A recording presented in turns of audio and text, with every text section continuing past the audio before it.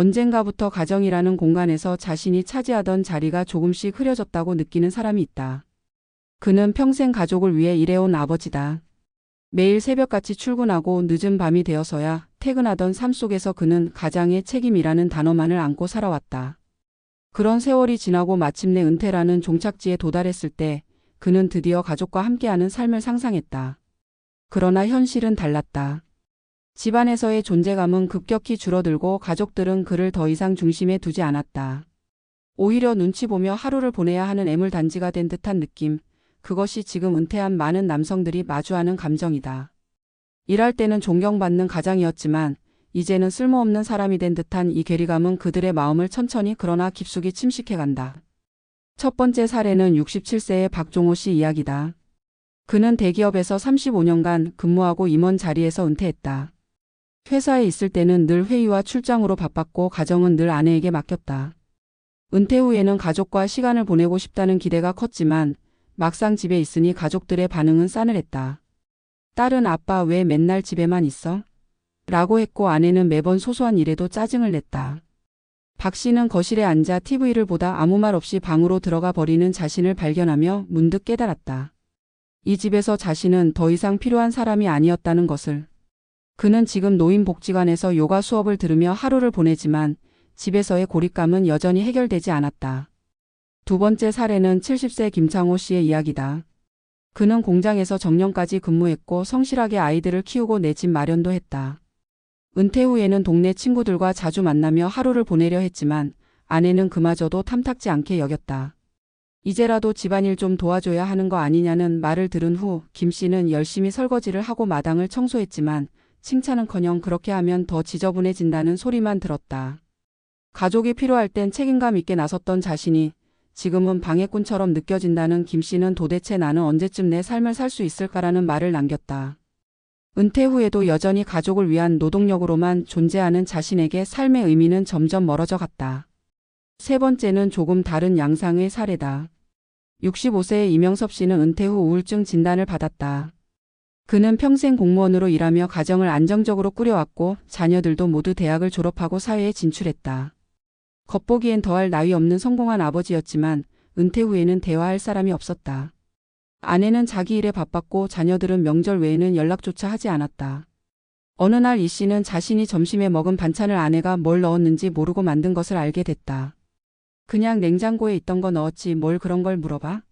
라는 말이 무심하게 들렸고 그 순간 그는 사소한 식사 하나조차 더 이상 가족과의 연결고리가 아니란 걸 깨달았다. 그렇게 그는 병원 문을 두드렸다. 의사는 사회적 고립에서 오는 정서적 단절이라고 진단했다.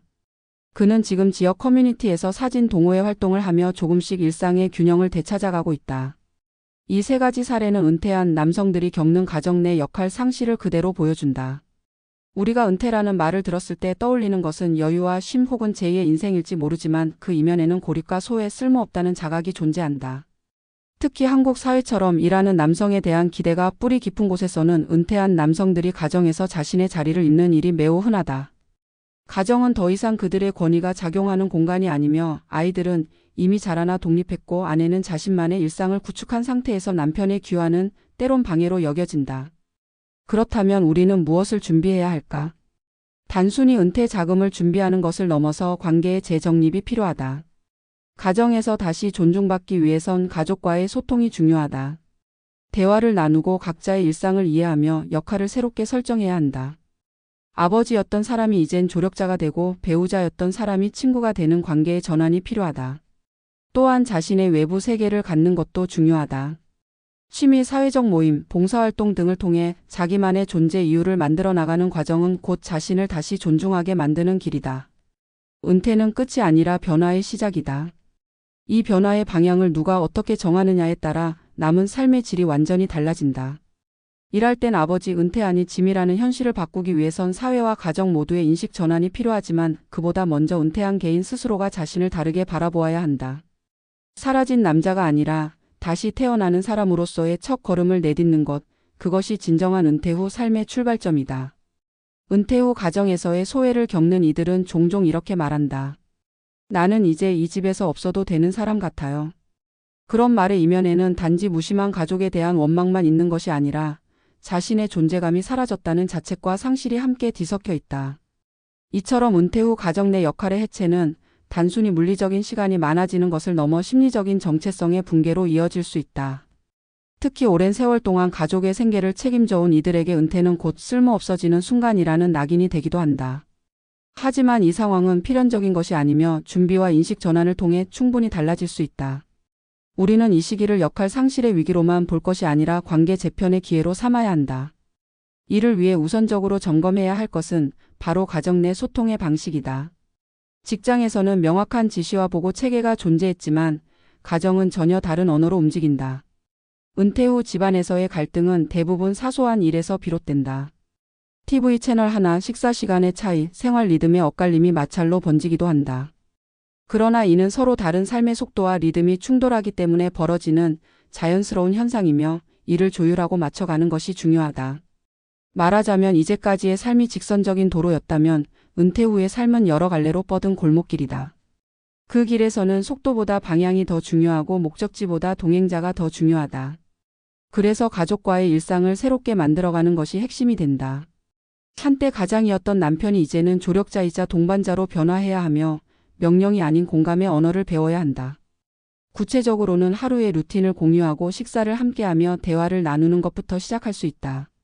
대단한 프로그램이나 계획이 필요한 것이 아니라 같은 공간 안에서 마음을 나누는 시간이 필요하다. 다음으로는 외부 활동을 통한 정체성 회복이다. 은퇴 후에도 사회적 관계망을 유지하고 자신만의 영역을 만들어가는 것이 중요하다. 실제로 다양한 연구 결과는 사회적 연결이 은퇴 이후 삶의 질과 밀접하게 연관되어 있음을 보여준다. 이를 위해 지역사회 프로그램, 봉사활동, 취미 모임 등을 적극적으로 탐색해야 한다. 특히 주체적인 태도가 중요하다. 누구의 권유에 의한 것이 아니라 스스로 선택한 활동일수록 만족감이 높고 지속 가능성이 크기 때문이다. 이런 활동은 단순히 시간을 보내는 차원을 넘어 자신이 여전히 필요한 존재라는 감각을 회복하게 해준다. 예컨대 사진을 배우는 모임에서 누군가의 촬영을 도와주고 글쓰기 모임에서 자신의 삶을 나누며 위로받는 과정은 곧 자존감을 회복하는 과정이기도 하다. 세 번째는 가족의 역할에 대한 사회적 인식의 변화다. 우리는 여전히 남성이 은퇴하면 집안에서 민폐가 된다는 인식을 갖고 있다. 그러나 이는 지나치게 고정적인 성 역할에서 비롯된 관점이다.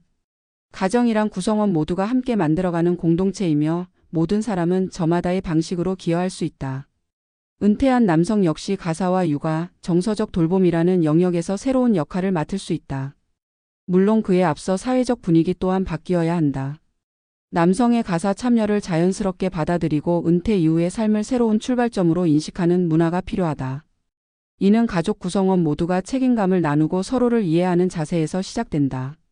마지막으로 우리는 은퇴를 인생의 축소가 아니라 확장의 시기로 보아야 한다. 지금까지의 삶이 생존과 경쟁의 연속이었다면 은퇴 이후는 관계와 의미를 찾아가는 시간이다. 물론 이는 자동으로 주어지는 것이 아니다. 오히려 수동적인 태도를 버리고 능동적으로 삶을 설계할 때 가능해진다. 매일 아침 일어나 무엇을 할 것인지, 누구를 만날 것인지, 어떤 마음으로 하루를 보낼 것인지 고민하는 일은 이제 스스로에게 주어진 과제다.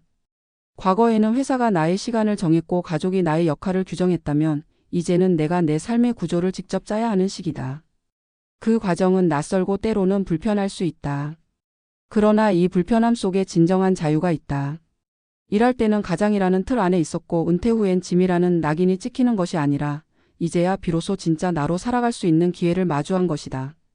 그리고 그 기회는 지금 이 글을 읽는 이들에게도 충분히 열려 있다.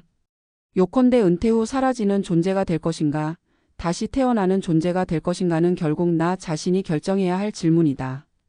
존재감을 되찾는 삶은 멀리 있는 것이 아니다. 가족과의 밥상에서, 동네 공원의 산책길에서, 오랜 친구와의 전화 한 통에서 다시 시작될 수 있다. 중요한 건 내가 먼저 한 걸음 내딛는 용기, 그리고 그 걸음을 이어가는 인내다. 그렇게 하루하루 삶을 다시 빚어가는 과정에서 우리는 더 늦기 전에 깨닫게 된다. 나는 여전히 이 집에서, 이 삶에서 충분히 소중한 사람이라는 것을.